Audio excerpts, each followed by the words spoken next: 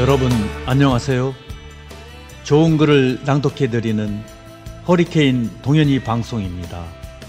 오늘의 낭독은 감동 좋은 글, 도둑은 잡지 말고 쫓으라는 의미의 샘문과 여백입니다. 끝까지 잘 감상해 주시고 행복한 시간 되시기를 바랍니다.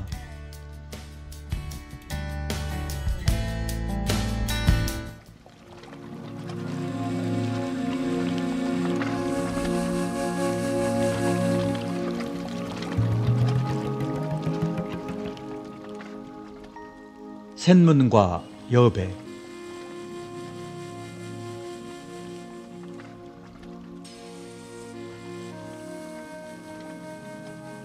도둑은 잡지 말고 쫓으라는 말이 있습니다. 경행록에도 남과 원수를 맺게 되면 어느 때 화를 입게 될지 모른다라고 했고, 제갈공명도 죽을 때 적을 너무 악랄하게 죽여 내가 천벌을 받는구나라고 후회하며 적도 퇴로를 열어주며 몰아붙여야 한다는 말을 남겼습니다. 내가 어렸을 때 시골집에는 대문이 있고 뒤쪽이나 옆 모퉁이에 샘문이 있는 집이 많았습니다. 우리 집에도 뒤뜰 장독대 옆에 작은 샘문이 하나 있어서 이곳을 통해 대밭 사이로 난 지름길로 작은 집에 갈 수 있어서 자주 드나들었습니다. 이 샘문은 누나들이나 어머니가 마실을 가거나 갯방에 갈 때, 그러니까 어른들 몰래 드나들 수 있도록 만들어 놓은 어른들의 배려였는지도 모릅니다.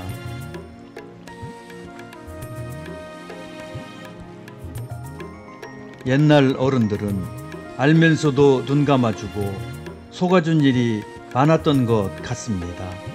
이것은 마음의 여유이고 아량일 것입니다. 제가 13살 때의 일입니다. 황금 물결 넘실거리던 가을 들녘은 추수가 끝나자 삭막하였지만 넓은 마당은 다니기도 어려울 만큼 나락 배눌로 꽉 차 있었습니다.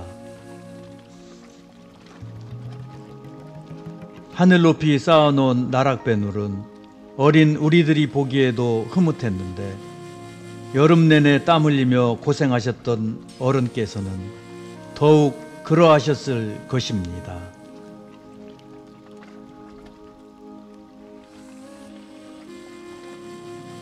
그 속에서 우리는 신나게 숨바꼭질을 하며 놀았습니다. 늦가을 어느 날 타작을 하며 나락을 마당에 쌓아놓고 가마니로 덮어놓았습니다. 다음 날 아침 어수선한 소리에 나가보니 거의 한 마리가 목이 잘린 채 대문 앞에 죽어 있었습니다. 원래 암놈 거위는 목소리가 크고 맑아 소리를 쳐서 엄포를 놓거나 주인에게 구호 요청을 하고, 순놈 거위는 허스키한 목소리를 내며 꽥꽥 소리를 지릅니다. 목을 길게 빼고는 날개를 치면서 덤벼들어 물어뜯는 고약한 성질도 가지고 있습니다. 그래서 동네 아이들이 무서워서 우리 집에는 얼씬도 못했습니다. 웬만한 개보다도 사나워 집 지키기에는 안성맞춤이었습니다. 그 무렵은 식량이 귀하던 때라 도둑이 많아 개나 떼까오를 키우는 집이 많았습니다. 그런데 웬일인지 그날 밤에 도둑이 든 것입니다. 떼까오가 도둑놈의 바짓가랑이를 물자 낫으로 목을 후려쳐 죽이고 나락을 포담아 가지고 간 것입니다. 그날 밤은 초겨울 날씨로 바람이 몹시 불고 추웠습니다. 마침 쌀락눈이 내려 발자국이 눈 위에 선연하게 나타나 있었습니다. 나는 아버지 뒤를 따라 강아지 마냥 종종 걸음으로 쫓아갔습니다. 발자국은 곳곳을 지나 맨 꼭대기 오두막집으로 이어져 있었습니다. 그런데 아버지는 아무 말 없이 뒤돌아서 발자국을 지우며 내려오시는 것이었습니다. 평소 아버지는 호랑이같이 무섭고 급한 성격이라 당장 문을 차고 들어가 도둑의 덜미를 잡고 끌어내서 논밭에 팽개치거나 동네 사람들을 모아놓고 그들이 보는 앞에서 멍석말이라도 했어야 했습니다.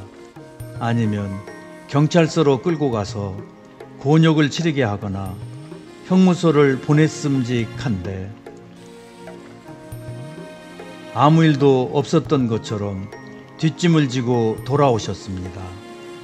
어린 새끼들을 데리고 얼마나 배가 고팠으면 이런 짓을 했을라고. 어린 소견이었지만 여름 내내 불볕더위 속에서 땀 흘리며 농사지어 탈곡해 놓은 나락을 훔쳐간 도둑을 당장 요절이라도 냈어야 평소 아버지다운 위엄이 설 것 같았습니다. 저는 오랜 세월이 흐른 후에야 아버지의 깊은 뜻을 조금이나마 헤아릴 수 있었습니다. 그것이 마음의 여유이고 지혜라는 것을, 도둑은 잡지 말고 쫓으라는 말씀도 함께. 그날 이후 H씨는 평생토록 원망과 원한 대신에 나락 한가마니 빛을 지고 아버지에게 그 은혜를 갚기 위해 우리 집에서 살다시피 하며 굳은 일도 마다치 않고 도맡아 했습니다. 아버지께서는 가끔 이런 말씀을 하셨습니다.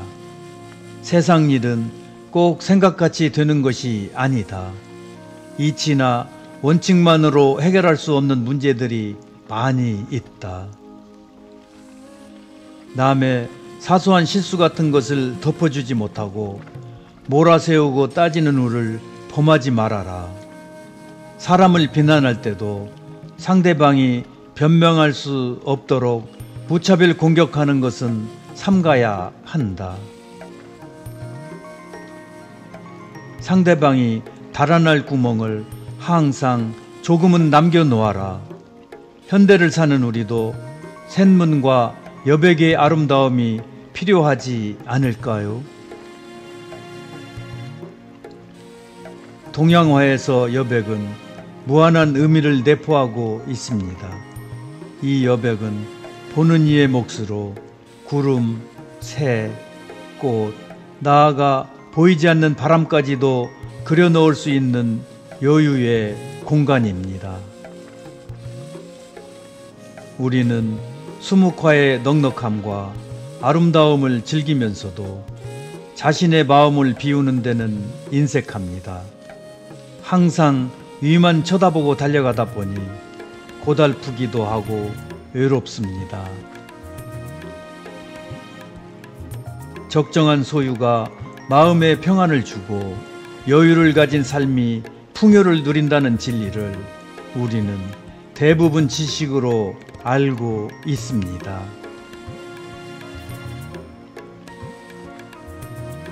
또한 너무 완벽하고 철두철미한 사람은 타인이 접근하기가 부담스럽고 경계의 대상이 되기도 합니다.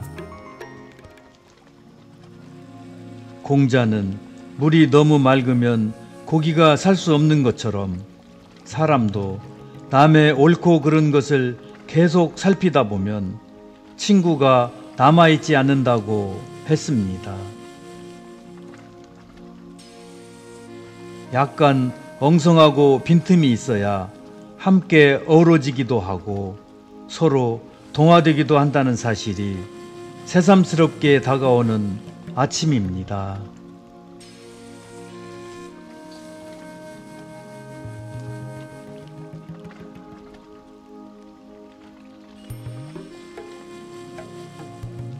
지금까지 저의 낭독을 끝까지 들어주셔서 고맙습니다. 저의 낭독이 마음에 드셨다면 구독과 좋아요, 알림 설정 부탁드립니다. 행복한 시간 되시길 바랍니다.